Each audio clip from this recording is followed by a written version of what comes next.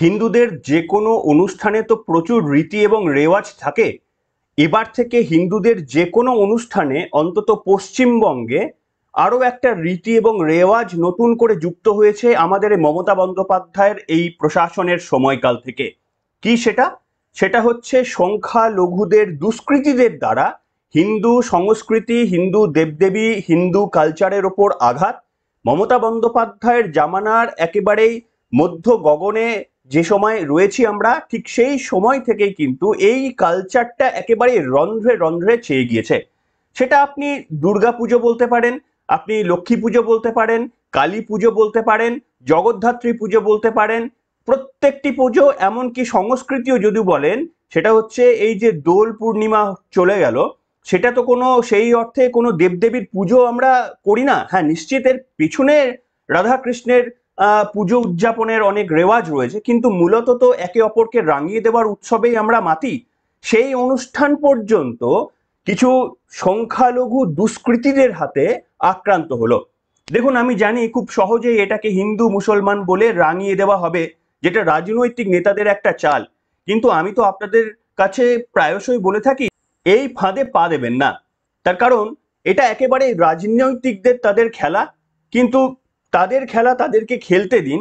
আমি বিশ্বাস করি গোটা সংখ্যালঘু সমাজের একটি অংশ, দুষ্কৃতকারী যাদের মনোভাব, সেই একটা অংশ, এখানে পুরো মুসলিম সমাজের কথা বললে ভুল হবে, একটা দুষ্কৃতকারী অংশ, তারা এতটাই পরিষ্কার জেনে গিয়েছেন যে যে কোনো হিন্দুদের আচার রেওয়াজে তারা যদি কোনো রকমের দুষ্কৃতকারী কর্ম কাজ চালিয়ে যান, সেক্ষেত্রে আমাদের রাজ্য পুলিশ তাদেরকে ছোবে না। এবং শুধুমাত্র এই কনফিডেন্স, এই লাইসেন্সটা পেয়ে একদিকে তারা জয় বাংলা স্লোগান দেন, একদিকে তারা ধর্মীয় স্লোগান দেন, এবং তারপরে যে কোনো হিন্দু সংস্কৃতির ওপর এরা নির্বিচারে আঘাত করতে পিছপা হন না।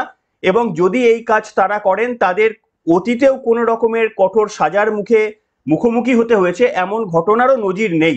সেই কারণেই দেখবেন, আপনাদের সামনে আমি বলেছিলাম, এই যে সরস্বতী পুজোর এইবার প্রথম যে কালচার শুরু হয়ে গেল, এটা তো পরের বছরে গিয়ে দেখবেন যে কোন জায়গায় পৌঁছেছে। এবং সরস্বতী পুজোর পরের যে পার্বণটি দোল পূর্ণিমা, সেখানেও কিভাবে আজকে আপনাদের সামনে দেখাবো যে পশ্চিমবঙ্গের বিভিন্ন জায়গায় আনাচে কানাচে কিভাবে একেবারে ভয়ঙ্কর রকমের ঘটনা সৃষ্টি হলো, পুলিশ নীরব দর্শকের ভূমিকা পালন করলো। দেখাবো আজকে আপনাদের সামনে। নমস্কার, welcome to simple as ABC. আপনাদের সকলকে স্বাগত জানিয়ে শুরু করছি আজকের বিশেষ খবর। প্রথমে একটা অংশ দেখাচ্ছি। মিদনাপুর থেকে অভিযোগ আসছে, রাজ্যের বিভিন্ন জায়গা থেকে, আরো একবার বলছি, অভিযোগ উঠেছে।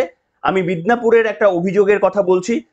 সেই অভিযোগে একজন সম্মানীয় মহিলা, তিনি কি বলছেন দেখুন, যে কিছু দুষ্কৃতকারী মাথায় টুপি পরে এবং কিছু তাদের ধর্মীয় স্লোগান দিতে দিতে আমাদের সমস্ত নারীদের গায়ে হাত তোলা হয়েছে। এমনকি যদি সে হিন্দু ধর্মের কেউ হয়ে থাকে, তার উপর আক্রমণ করা হয়েছে বলে ব্যক্তিগতভাবে তার অভিযোগ, এবং তার আশেপাশে যারা ছিলেন তাদের অভিযোগ। কি বলছেন, সত্যি মিথ্যা তো পুলিশ যাচাই করবে। আমরা শুনে নিই তার মতামতটা কি, যেটা সোশ্যাল মিডিয়া থেকে পেয়েছি, এবং বিভিন্ন বিজেপির নেতারা, অমিত মালবিয়া থেকে রাজ্য সভাপতি সুকান্ত মজুমদার, এগুলো শেয়ার করেছেন। সেখান থেকেই আপনাদের সামনে একটা অংশ দেখাচ্ছি, একটু মন দিয়ে শুনুন। মোড়ে যতগুলো দোকান, প্রায় দোকানে প্রত্যেক দিন 10-15টা করে মুসলমান ছেলেদের বাইক এখানে দাঁড়ানো থাকে। যতজন এখানে দাঁড়িয়ে আছে, কেউ রাস্তা এখানে ভালোভাবে বেরোতে পারে না। ইভেন গোটা টাউনে তাই অবস্থা, গোটা টাউনে তাই অবস্থা। আজকে হোলির দিনে 50টার মতো প্রায় গাড়ি, 50টার মতো, আরো বেশি হবে।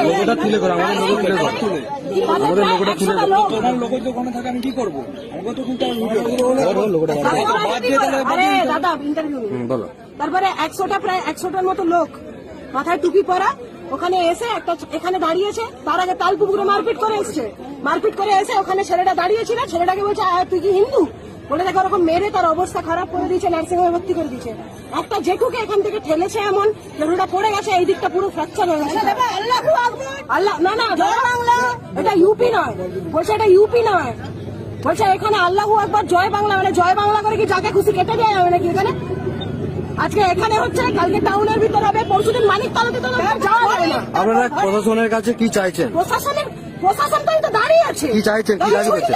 প্রশাসন কোনো কাজের নয় দাদা। এবার যা মনে হচ্ছে দেখে সবাইকে নিজের পরিবারের দায়িত্ব নিজের হাতে নিতে হবে, তাতে যদি জেল হয় হবে। বলছি আপনাদের শুনলেন বন্ধুরা, এটা যদি ভাবেন যে এটা একটাই অংশ তাহলে ভুল করবেন। এরকম প্রচুর অংশ, এবং আপনারা দেখতে পারলেন যে সে কিভাবে বর্ণনা দিচ্ছিলেন। একটি কথা আমার খুবই ভালো লাগলো, যে জিজ্ঞেস করছিল যে প্রশাসন কি কিছু করেছে। যিনি ভিডিওটা রেকর্ড করছিলেন জিজ্ঞেস করছিলেন যে প্রশাসন কি কিছু করেছে। বললেন যে প্রশাসন কিছু করবে। এবার থেকে আমাদের সুরক্ষা, আমাদের নিরাপত্তার দায়িত্ব আমাদের হাতেই তুলে নিতে হবে। এই রকম জায়গায় এখন এমন একটা পরিস্থিতি তৈরি হয়ে গিয়েছে, সাধারণ মানুষ পুলিশ প্রশাসনের ওপর ভরসা আস্থা দেখাতে পারছে না। এটা একটা জায়গার ঘটনা। আমি আরো একটা জায়গার ঘটনা আপনাদের সামনে আমি দেখাচ্ছি। সেটাও অমিত মালবিয়ারা তারা বা বিজেপি বিভিন্ন নেতৃত্ব তারা টুইট করেছেন। এবার দেখুন, এই ধরনের ঘটনা তো সিপিএম টুইট করবে না, কিংবা কংগ্রেসও টুইট করবে না, তৃণমূল তো করবেই না। কাজে এই ঘটনাগুলো পাওয়ার জন্য আমাদের নিশ্চিতভাবে বিজেপির যে সমস্ত কার্যকর্তারা রয়ে গিয়েছেন, সুকান্ত মজুমদার, শুভেন্দু অধিকারী, অমিত মালবিয়া, তরুণজ্যোতি তিওয়ারি, এদের কাছেই আমাদের ভরসা রাখতে হয়, কারণ এরাই এই সমস্ত তথ্যগুলো তুলে ধরেন। বাকিরা তো সেকুলারিজমের তথ্যে গরুর মাংস রাস্তায় দাঁড়িয়ে খাবেন, আর দুষ্কৃতকারীদের দুষ্কৃতকারী বলতেও তারা লজ্জা পাবেন যদি তারা অন্য ধর্মের হয়। দেখুন, মুসলিম সমাজের মধ্যেও দুষ্কৃতি রয়েছে, হিন্দু সমাজের মধ্যেও দুষ্কৃতি রয়েছে, কিন্তু যেহেতু মুসলিম সমাজের মধ্যে দুষ্কৃতি রয়েছে, আমাদের ভোট বাক্স, তাই তাদের দুষ্কৃতি বলা যাবে না। দুষ্কর্ম করলেও, মানুষ অভিযোগ জানালেও, প্রমাণ হাতে থাকলেও তাদের দুষ্কৃতি বলা যাবে না। এই ভয়ঙ্কর রাজত্ব যতদিন না আমরা শেষ করতে পারছি, ততদিন কিন্তু এই দাপাদাপি কমবে না। আমি আরো একটা আপনাদের সামনে ভিডিও দেখাচ্ছি। গ্রামবাসীরা এই দোলের দিন এই রকম বিশৃঙ্খলার ঘটিয়ে যারা চলে গেলেন, তাদের বিরুদ্ধে প্রশ্ন তুলছেন সরাসরি পুলিশকে। এই অংশটা আপনারা দেখুন। এখানে এসে হিন্দুর উপরে হামলা হলো কেন বলুন? আজকে আমাদের দল, আচ্ছা দলের আমাদের হিন্দুর উপর হামলা হলো কেন? মুসলমান হয়েছে আমাদের গ্রামে, তুমি মিলিয়ে দিল। হ্যাঁ বলুন, কেন বলুন? আপনি বলুন, আপনি আপনি করেছেন, আপনি বলুন,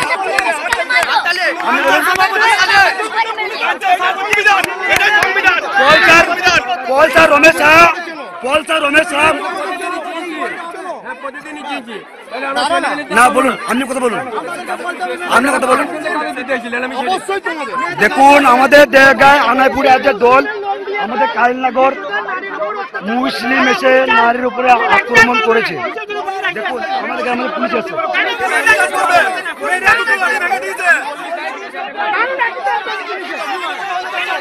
আমাদের এখানে দেখলেন বন্ধুরা, অর্থাৎ এইরকম আমারই হাতে ব্যক্তিগতভাবে অন্তত 4-5টা ফুটেজ, বিভিন্ন জায়গার 4-5টা ফুটেজ এরকম রয়েছে, যেখানে এই দোল পূর্ণিমাকে কেন্দ্র করে একটা অশান্তি সৃষ্টি করা হয়েছে। আপনারা একটা উদাহরণ যদি আমাকে দেখাতে পারেন, কমেন্ট বক্সের লিঙ্কটা আপনারা পেস্ট করে দিতে পারেন, যেখানে জুম্মার নামাজও ছিল তো সেই দিন। তো জুম্মার নামাজে ব্যাঘাত ঘটানো হয়েছে এই দোল পূর্ণিমার জন্য, বা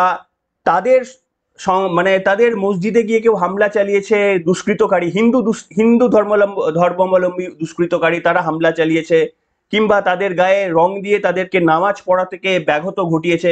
এই ধরনের ঘটনা আপনারা যদি পারেন আমাকে একটা লিঙ্ক দেবেন, সেইটা আমি যদি ভেরিফাই করে দেখতে পাই যে মোটামুটি সেটা ঠিক, তাহলে আমি সেটা পরের দিন আপনাদের সামনে আনবো।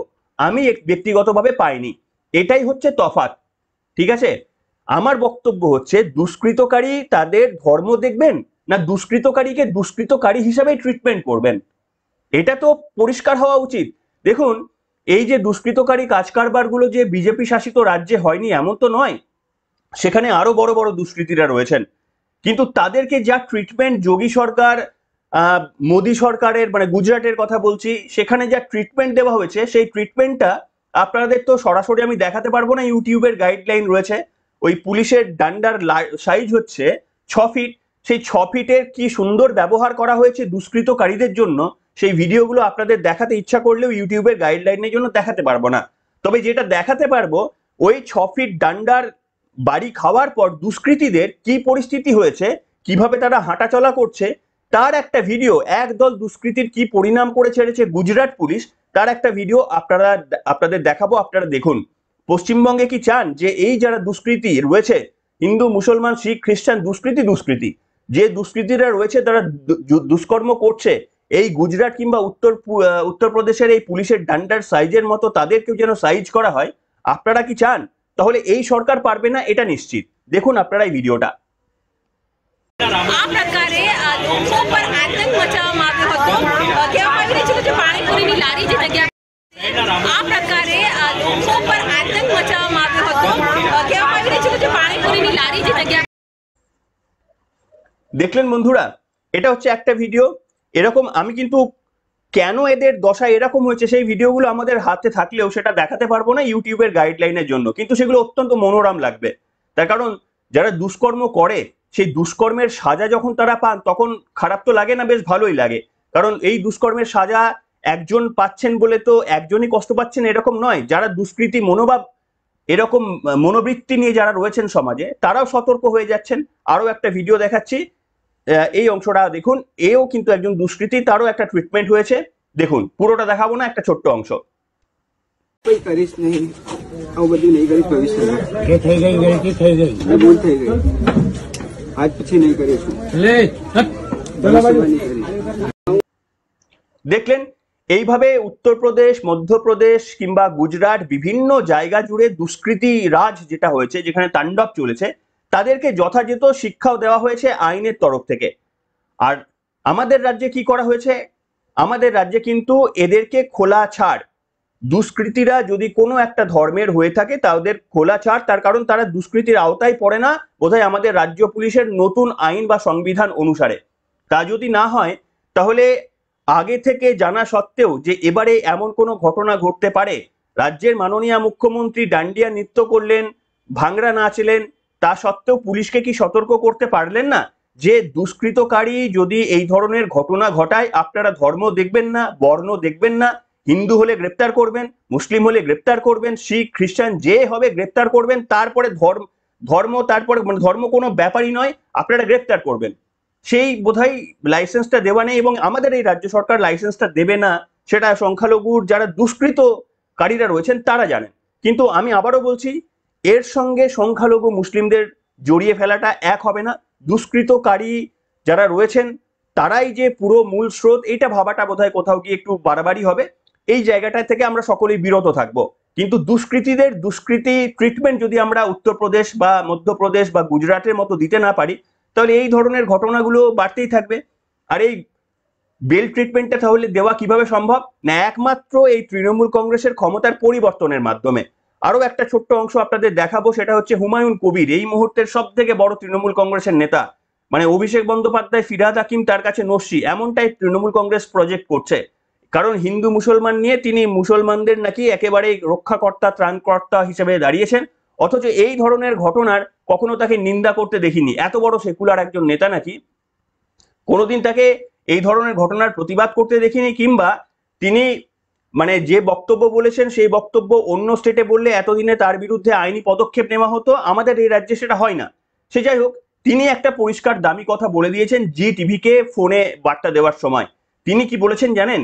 তিনি বলেছেন যখন ইলেকশন হয়, নির্বাচন হয়, তখন হিন্দু ছেলেরা পান্তা ভাত খেয়ে ঘুমোয় বাড়িতে, ভোটও দিতে যায় না, আর মুসলিম ছেলেরা ঘুগনি খেয়ে তারা ভোটটা করায় রাস্তার মোড়ে দাঁড়িয়ে। কে বলছেন? একেবারেই হুমায়ুন কবির। এই কথাটা অন্তত খুবই সত্য কথা বলেছেন। আপনারা শুনুন এই কথাটা, এবং এই কথার একটা বিরাট গভীর তাৎপর্য রয়েছে, শুনুন। ভোটের দিনে হিন্দুরা বাড়িতে বসে থাকে, পান্তা ভাত খেয়ে ঘুমায়, ভোট দিতে যায় না, আর মুসলিম ছেলেরা ঘুগনি মুড়ি খেয়ে সারাদিন ভোট করে। এখানেই পার্থক্য গড়ে দেব। শুনলেন বন্ধুরা, আমার মনে হয় এই রকম একটা স্বীকারোক্তি সত্যি এটা তৃণমূল কংগ্রেসের নেতা তিনি মুখ ফসকে বলেছেন নাকি আবেগ থেকে বলেছেন। আমি এই ক্লিপটা পেয়েছি ইন্টারনেট থেকেই, তো এইটা কিন্তু জাস্টিফাই করে তার বক্তব্যকে। একদম সঠিক, একদম সঠিক। আমাদের যে সমস্ত দেখুন, আমি তো প্রথমত আমাদের ওদের এই কথাতেই আমার আপত্তি রয়েছে। আমি এটাই বলি, আমাদের বলতে হিন্দু মুসলমান যারা ভালো মনের মানুষ, যারা সমাজকে উন্নতির দিকে নিয়ে যায়, সেটাকে আমি আমাদের বলি। আর ওদের বলতে আমি হিন্দু মুসলমান শিখ খ্রিস্টানের যারা দুষ্কৃতী বাহিনী রয়েছে তাদেরকে আমি ওদের বলি। মানে ওটা একটা আলাদা গ্রুপ, এটা একটা আলাদা গ্রুপ। কিন্তু এই আলাদা গ্রুপের জন্য একটা বেল্ট ট্রিটমেন্ট হওয়া দরকার, যে তুমি রাস্তার মোড়ে ধর্মীয় স্লোগান দিতে দিতে নিরীহ মানুষদের আঘাত করছো, মহিলাদের উপর নির্যাতন করছো, পুলিশ হাঁ করে দেখছে, পুলিশ অভিযোগ পাওয়ার পরেও কিচ্ছুটি করছে না। তার কারণ তোমরাই সরস্বতী পুজোর মণ্ডপ ভেঙেছিলে, তোমরাই দুর্গাপুজোর মণ্ডপ ভেঙেছিলে, পুলিশ তোমাদের কিচ্ছু করেনি বলে সেখান থেকে তোমরা শিক্ষা পেয়েছো। তোমরা জানো যে পুলিশ তোমাদের পাশে দাঁড়ায়, তোমরা যত বড়ই দুষ্কৃতকারী কাজ করো তোমাদের কেউই কিছু করতে পারবে না। আর এই কারণে এরপরে তোমরা যে ঘটনাগুলো ঘটাবে সেগুলো আরো মারাত্মক, সেখানেও আমাদের রাজ্য প্রশাসন চুপচাপ থাকবে। তাই আপনি আমি যদি এই পরিবর্তনটা ঘটাতে না পারি, তাহলে হুমায়ুন কবিরের এই বক্তব্য, যেটা একেবারেই সঠিক বক্তব্য, যে যেদিন ইলেকশন হবে সেদিন আমরা ভ্যাকেশন খুঁজবো, শনি রবি পড়েছে, আরো একটা হয়তো ছুটির দিন হিসাবে দেখে আমরা কোথাও একটা ছোট্ট দীঘা বা পুরী ট্রিপ করে ফেলবো, তখন কিন্তু সংখ্যালঘু যারা ক্লাবের স্তরের ছেলেমেয়েরা বা এই যে দুষ্কৃতী যারা রয়েছে, আজকে যারা এই সমস্ত কাণ্ড কারবার করছে, তারা তখন পোলিং এজেন্ট হয়ে যাবে। কেউ আবার রাস্তার মোড়ে দাঁড়িয়ে কাদেরকে ভোট দিতে পাঠাবেন, কাউকে পাঠাবেন না, সেই ডিসিশনটা তারা রাস্তার মোড়ে দাঁড়িয়ে নেবেন। আর এর ফলেই তো আমাদের রাজ্যে যা হওয়ার তাই হচ্ছে। যদি এখনো পর্যন্ত আমরা ঘুমিয়েই থাকি, তাহলে এটুকু তো বুঝেছেন যে আগে যে সমস্ত ঘটনা দোলে কোনোদিন দেখেছেন, এই দুষ্কৃতকারী কারবার কোনোদিন দেখেছেন? আর আজকে সেই দোল সরস্বতী পুজোতে কোনোদিন দেখেছেন? আগামী দিনে আমি জানি না, মনে পড়ছে না কি পুজো রয়েছে সামনে, সেই যে পুজোয় থাকুক না কেন, আমি আজ থেকে বলে দিতে পারি সেটাও কিন্তু দুষ্কৃতকারীদের হাত থেকে রক্ষা পাবে না। অর্থাৎ প্রত্যেকটি নিয়ম করে দুষ্কৃতকারীদের হাত থেকে রক্ষা পাবে না। কিন্তু হ্যাঁ, এখানে একটা কথা বলা দরকার, যে দেখুন, সব বাজেরই শেষ তো আছে।